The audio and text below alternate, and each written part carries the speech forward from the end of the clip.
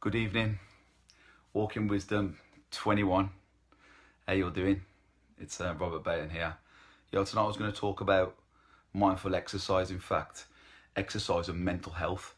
Now I'm prepared greatly for this Walking Wisdom. I've been very busy today. In fact, I've been sitting on my computer for about 6 hours, that's why I look like this, typing up an assignment. But I just really want to talk about it. It's a really important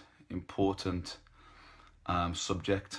And as technology, for instance, is supposed to be making our life easier, but it's increasingly making our world more complex and pressured. Demands on us, demands on our life and our high pressured lives, and smog, pollution, toxic overload, drugs, gambling, violence, stress, anxiety. All these things are affecting our mental health. And you know that the most common mood disorders in the UK are anxiety and depression. In fact, I think 1 in 10 people, 1 in 9 people, might be a little bit more suffering. And you can deal with these problems through therapy, medication, meditation, counselling and other ways. But many clinicians and exercise professionals and even laymen and researchers are finding that exercise adherence and, actually doing exercise is actually enhancing feelings of wellness, and it's reducing feelings of anxiety and depression. And so it's important to think that, doing exercise gets you fitter and you feel good about yourself. It's that simple. But really there's some a lot of scientific evidence backing up the fact that exercise actually completely improves mental health, and that's in people who are depressed and it's people who ain't depressed. It's important also to note that some of these some forms of depression are very severe as well, and these need to be treated with drugs or other ways as well. But what you also notice is when you use these drugs in line with exercise, then the results are greater. But today I'm talking mainly about people who suffer from mild depression, anxiety and other forms of mental health issues. Another interesting fact is that it's found that exercise is as effective as psychotherapy in reducing depression. Now, the areas that are positively affected by exercise are: they give you a positive self-image, so you feel good about yourself. They give you autonomy and intrinsic motivation, so self-determination, so literally feeling like you can do this. They give you environmental mastery, so doing exercise gives you environmental mastery, so you master something. That feeling of mastery brings feelings of self-esteem.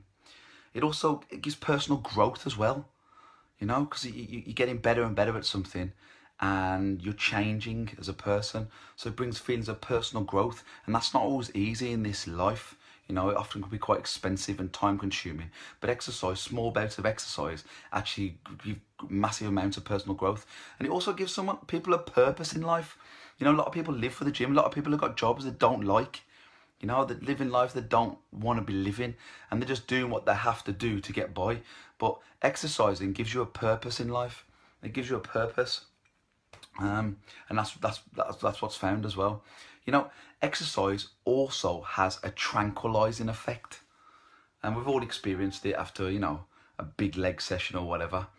But a big exercise session, and that can last up to 24 hours, but it's normally about 2 to 4 hours. Not only this, it's found the longer we stick to the exercise regimen, the greater the effects of reduction in depression and anxiety. So exercise that lasts longer than 9 weeks, in a progressive exercise in bouts that last longer than 9 weeks, has an antidepressant effect. And I call this Walking Wisdom mindful exercise, and I said exercise is meditation.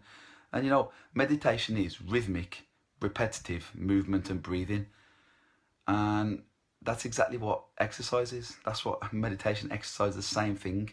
So exercise makes you feel great because there's an absence of interpersonal competition. It's a predictable activity. It gives rhythmic breathing and movement and enjoyment. And all these factors enhance mood and reduce anxiety and depression.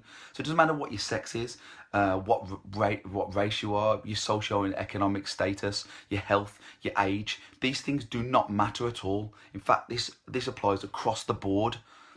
Exercise enhances mood and reduces anxiety and depression. You know, another fascinating aspect of exercise adherence is that it changes your personality. It changes your personality. You know, it gives you self-confidence.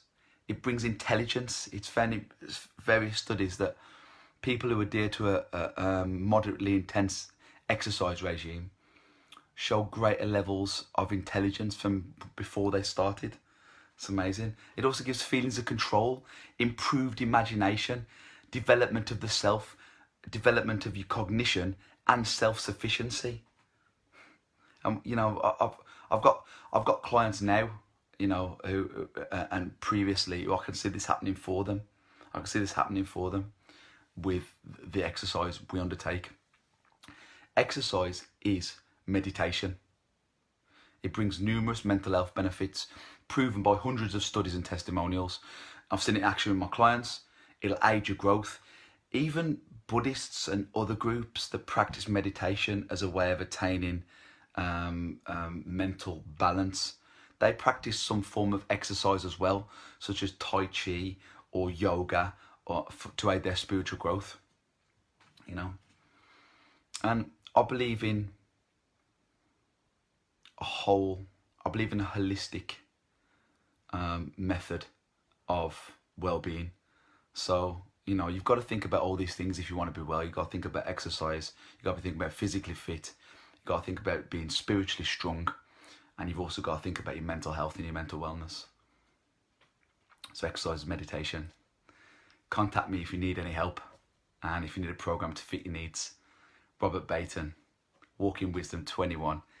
arrowwellness.com, ARRO wellness.com.